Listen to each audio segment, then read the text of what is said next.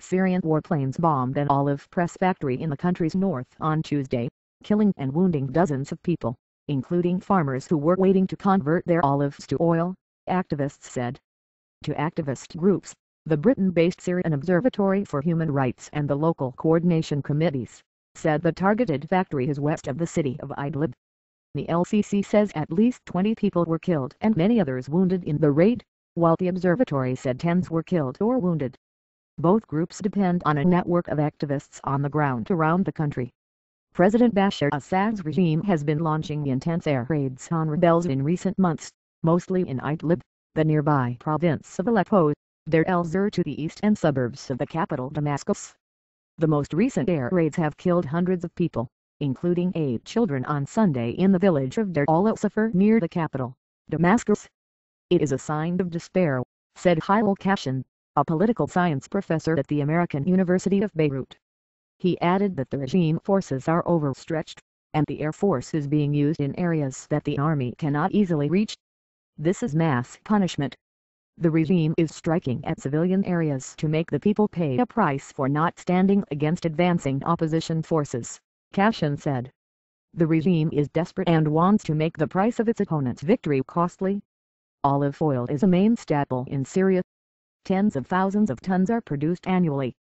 Fadi al-Yassin, an activist based in Idlib, told the Associated Press by telephone that dozens of people had gathered to have their olives pressed when the warplanes struck, causing a large number of casualties.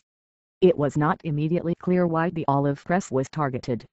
It was a massacre carried out by the regime, said al-Yassin. Now is the season to press oil, said al-Yassin, noting that many olive press factories are not functioning in the area because of the fighting in the region. A large number of people were at the one near the city of Idlib.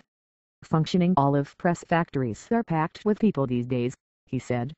New York-based Human Rights Watch said that evidence has emerged that an airstrike using cluster bombs on the village of Deir al-Safar near Damascus killed at least 11 children and wounded others on Sunday. Cluster bombs have been banned by most nations. This attack shows how cluster munitions kill without discriminating between civilians and military personnel, said Mary Warren, Arms Division Advocacy Director at Human Rights Watch. Due to the devastating harm caused to civilians, cluster bombs should not be used by anyone, anywhere, at any time. The observatory also reported heavy fighting on the southern edge of the strategic rebel-held town of Marhed al-Numan, captured from government troops last month. The town is on the highway that links the capital, Damascus, with the northern city of Aleppo, Syria's largest, a commercial center that has been the scene of clashes between rebels and troops since July. The observatory and al-Yassin said air raids on Marhed al-Numan killed at least 5 rebels.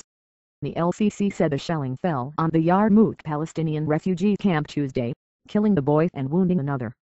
Also, Syria's state-run TV said a car rigged with explosives went off in the Damascus suburb of Artazi, killing at least 2 people and wounding 4.